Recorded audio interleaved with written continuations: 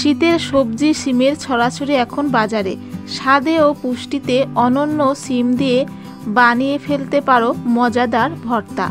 গরম ভাতের সঙ্গে এই ভর্তা খেতে খুবই সুস্বাদু। তো চলো দেখে নেওয়া যাক কিভাবে সহজে সিম ভর্তা বানানো যায়।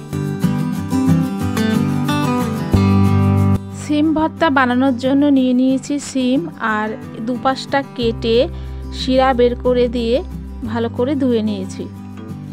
সিমগুলো হালকা করে সেদ্ধ করার জন্য একটি পাত্রে নিয়ে নিচ্ছি। এরপর একটু নুন আর সামান্য জল দিয়ে সিমগুলো সেদ্ধ করে নেব।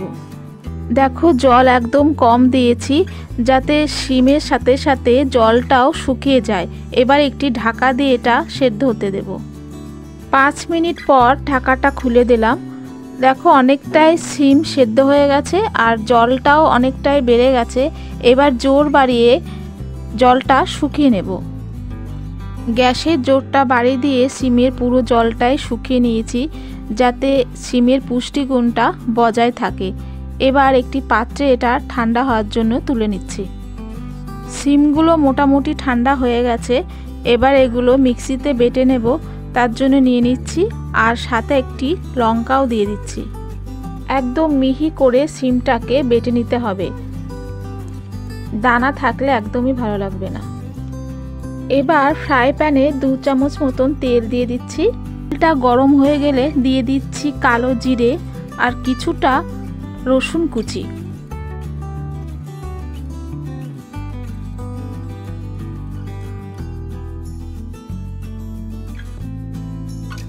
রসুনটা হালকা করে ভাজা হয়ে গেলে দিয়ে দিচ্ছি অল্প করে পেঁয়াজ কুচি।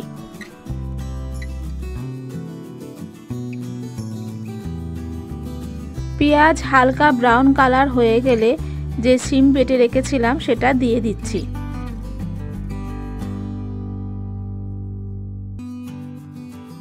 সিমটা ভালো করে মিশিয়ে নিয়ে পেঁয়াজের সাথে নুন আর হলুদ দিয়ে দেব। নুনটা একটু বুঝে শুনে দিতে হবে, কারণ সেদ্ধ করার সময়ও নুন দেওয়া ছিল, সেজন্য অল্প করে নুন দিয়েছি আর হলুদ দিয়ে দিচ্ছি। নুন হলুদের সাথে অল্প করে চিনিও দিয়ে দিচ্ছি।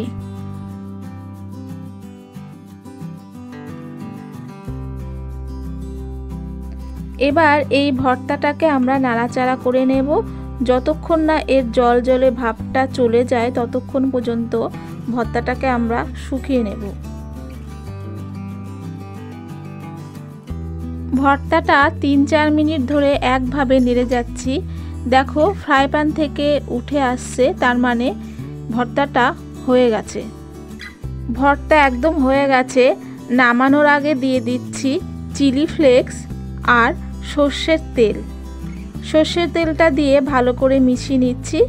এবার গ্যাসটাও বন্ধ করে দিচ্ছি।